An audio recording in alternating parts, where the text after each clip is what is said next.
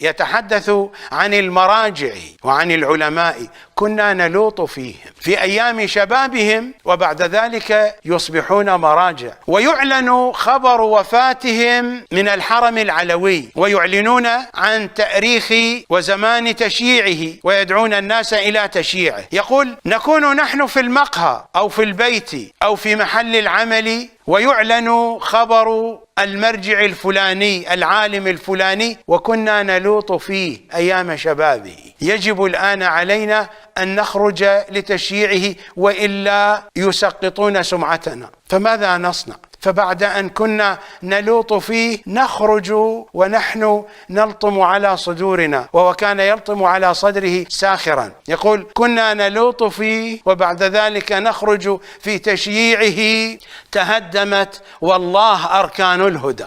هذه لقطة حقيقية.